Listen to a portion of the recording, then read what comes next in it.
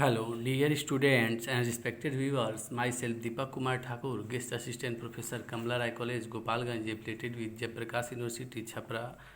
प्रिय विद्यार्थियों, आज हम लोग बीए पार्ट 1 हिस्ट्री सब्सिडी हेतु एक महत्वपूर्ण प्रकरण द इंडस वैली सिविलाइजेशन से संबंधित चर्चा को ही आगे बढ़ाएंगे। इसके पहले भी हम लोगों ने हड़प्पा सभ्यता के उद्भव में देसी और विदेशी और क्रमिक विकास का जो सिद्धांत है, इसको हम लोगों ने देखा था। फिर हड़प्पा सभ्यता के प्रमुख जो हड़प्पा सभ्यता को का कई जो हम नामकरण करते हैं, कांस्ययुगीन सभ्यता, प्रथम नगरीय क्रांति इत्यादि की चर्चा किए। फिर उसके काल निर्धारण का हम लोगों ने देखा कि उसका काल निर्धारण किस प्रकार से किया गया, विद्वानों ने कैसे किया, कैसे रेडियो कार्बन पद्धति के माध्यम से भी हड़प्पा सभ्यता का कालक्रम निर्धारित किया गया है। प्राग या विकसित हड़प्पा या हड़प्पेतर जो क्रम था, इसको हम लोगों ने देखा। फिर हम लोगों ने हड़प्पा कालीन प्रमुख नगरों को देखा और उसके पहले हम लोगों ने नगर योजना से संबंधित चर्चा किया था। लेकिन उसको हम लोगों ने जब हम एक प्रश्न आप लोगों से पूछे कि हड़प्पा सभ्यता के स्वरूप का वर्णन करें, उसके स्वरूप पर चर्चा करें, तो आप लोगों ने उसका संतोषजनक उत्तर नहीं दिया। इसी को देखते हुए मैं हूँ पुनः हड़प्पा सभ्यता के स्वरूप पर चर्चा करूँगा और इसमें हम प्रकाश डालेंगे कि कैसे हड़प्पा सभ्यता का स्वरूप था। हालांकि इसको जो नगर योजना में हम लोगों ने पर्याप्त मात्रा में उसका अध्ययन कर लिया था, लेकिन इस पे जो अवधारणात्मक आप लोगों की समझ है उसको पुनः थोड़ा स्पष्ट करने का प्रयास करूंगा। हम देखते हैं कि हड़प्पा सभ्यता भारतीय उपमहाद्वीप में प्रथम नगरीय क्रांति को रेखांकित करता है। जो हड़प्पा सभ्यता है वो भारतीय उपमहाद्वीप में प्रथम नगरीय क्रांति को रेखांकित करता है। हड़प्पा सभ्यता के अंतर्गत कई ऐसे स्थल थे जिनकी पहचान नगरों के रूप में की गई है। दूसरे यह कांस्ययुगीन सभ्यता थी। हड़प्पाई लोगों ने तांबा एवं टीन को मिलाकर कांसा बनाना सीख लिया था। हड़प्पा सभ्यता की सबसे महत्वपूर्ण विशेषता उन्नत नगर योजना थी। तो जो इसकी जो सबसे महत्वपूर्ण विशेषता थी उन्नत नगर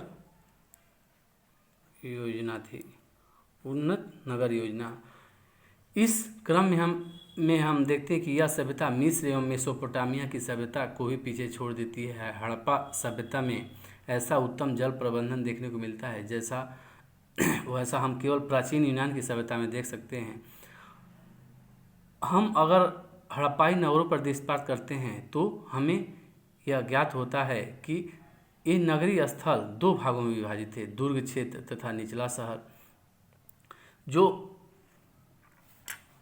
दुर्ग क्षेत्र थे उसमें शासक वर्ग के लोग रहते थे, जबकि निचला शहर जो था वह रिहायशी था। निचला शहर हम देखते हैं कि वह रिहायशी इलाका था जिसमें जनसाधारण रहते थे। महत्वपूर्ण भवन हमें दुर्ग क्षेत्र में देखने को मिलते हैं, किंतु रिहायशी इलाका भी बहुत व्यवस्थित ढंग से बसा हुआ था। मुख्य सड़कें एक दूसरे को समकोण पर काटती थी। मुख्य सड़क की चौड़ाई लगभग 10 मीटर थी और सड़क के किनारे मकान बने थे और मकान पक्की ईंटों के बने थे। ये मकान एक मंजिल से लेकर बहुमंजिले इमारत तक देखने को हमें मिलता है। मकान के अंदर आंगन बना होता था तथा उसके चारों ओर कमरा बना था।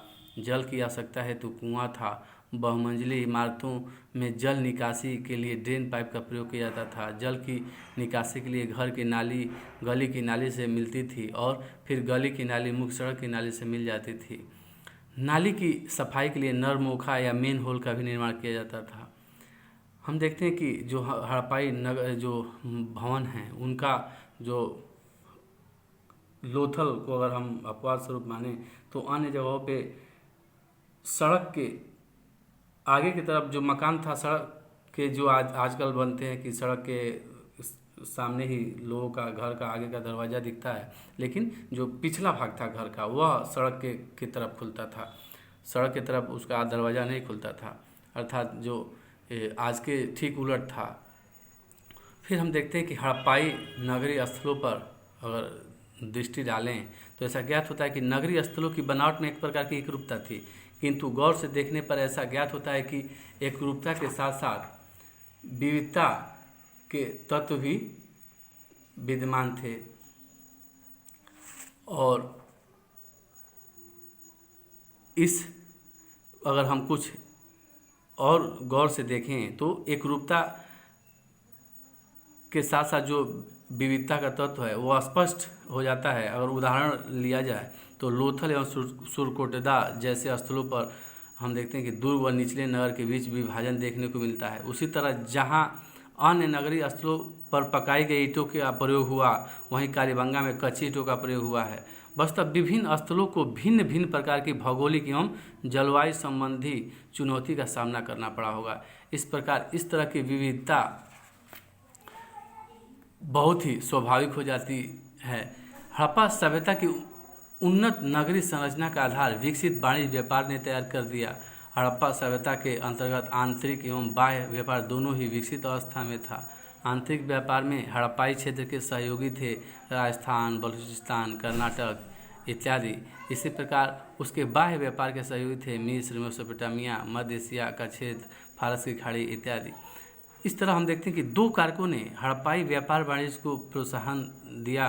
हड़प्पाई लोगों को कुछ ऐसे कच्चे माल की आवश्यकता थी जो क्षेत्रीय स्तर पर उपलब्ध नहीं थे, और हड़प्पाई क्षेत्र जो दूसरा था वह हड़प्पाई क्षेत्र में कुलीन वर्ग के लोगों को कुछ ऐसी वस्तुओं की जरूरत थी जो व्यापार के माध्यम से ही प्राप्त हो सकती थी।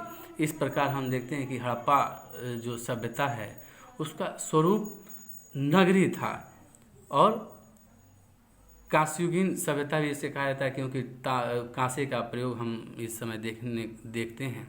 इस तरह हम अगर जब हड़प्पा सभ्यता के स्वरूप की चर्चा करें तो ग्रामीण और नगरीय तत्वों का तुलना करके और हम इसको इस प्रश्न का आंसर दे सकते हैं।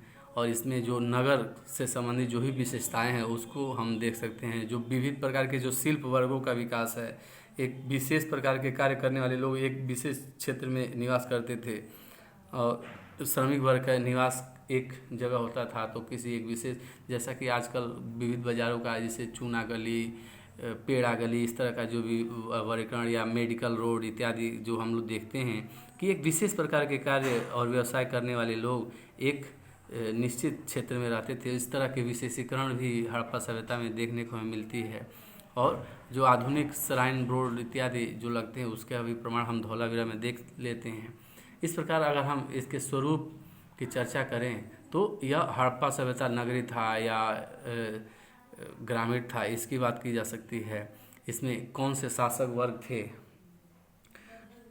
फिर धार्मिक जीवन क्या था इस सभ्यता में धार्मिक जीवन किस तरह के थे, व्यापार वाणिज्य का क्या रोल था, इन सभी तथ्यों का हम वर्णन कर सकते हैं। अगर हम राजनीतिक संगठन की बात करें, लगभग 20 लाख वर्ग किमी तक फैले सिंधु सभ्यता 600 वर्ष तक निरंतर कायम रही थी। इससे सहज ही अनुमान लगाया जा सकता है कि यहाँ कोई न कोई उच्च केंद्रीय राजनीतिक संगठन रहा होगा। समकालीन मिस्र और मेसोपोटामिया सभ्यता के विपरीत यहाँ किसी मंदिर के अवशेष प्राप्त नहीं हुए हैं। अतः मेसोपोटामिया की तरह यहाँ पुरोहित वर्ग का शासन नहीं था। हालांकि प्रसिद्ध इतिहासकार ए.एल. वासम महोदय यहाँ पुरोहितों का ही शासन मानते हैं।